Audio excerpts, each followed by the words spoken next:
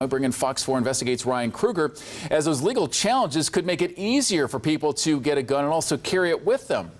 That's right, Chris. Republicans have released their versions of permitless carry bills that would allow Floridians to carry concealed weapons without any sort of permit or required training.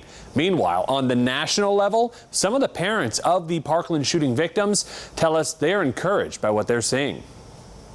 As a gunman terrorized the campus of Michigan State University, students like Katie Dana barricaded in their rooms. Even like somebody closing their door, it was just scary to hear. More than 1,000 miles away, Florida is remembering the school shooting that took 17 lives 5 years ago Tuesday.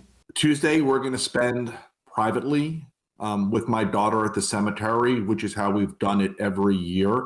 Since his daughter Jamie was killed in the shooting at Marjorie Stoneman Douglas High School, Fred Guttenberg has dedicated his life to fighting for tighter restrictions on gun purchases in the U.S. So I am hopeful, but we need one more election.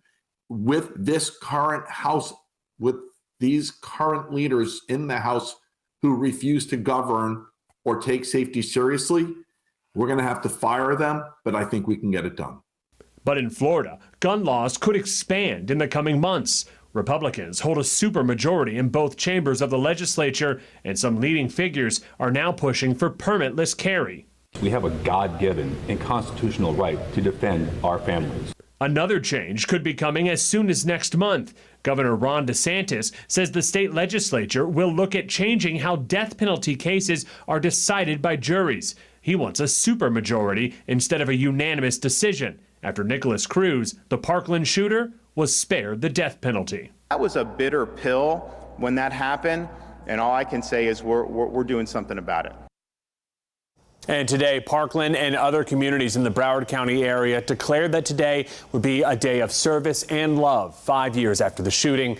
The state of Florida has shelled out more than $1 billion in the last 5 years to harden security at local schools. Ryan Kruger, Fox 4 Investigates.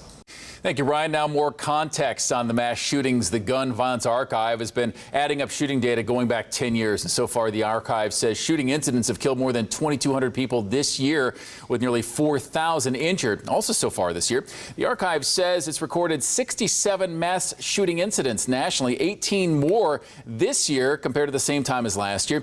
And of those 67 cases in the U.S., Florida has had 7. Only 3 other states have seen as many shootings. And the numerous states that we do have, and in one map on red, those reported at least one mass shooting since the new year started. And the Gun Violence Archive also says more younger people are part of the shootings from 2014 to 2022. The number of children under age 11 as victims of mass shootings went up 60%, as this is the 8th mass shooting for older people on a college campus, going back to the Virginia Tech shooting in 2007.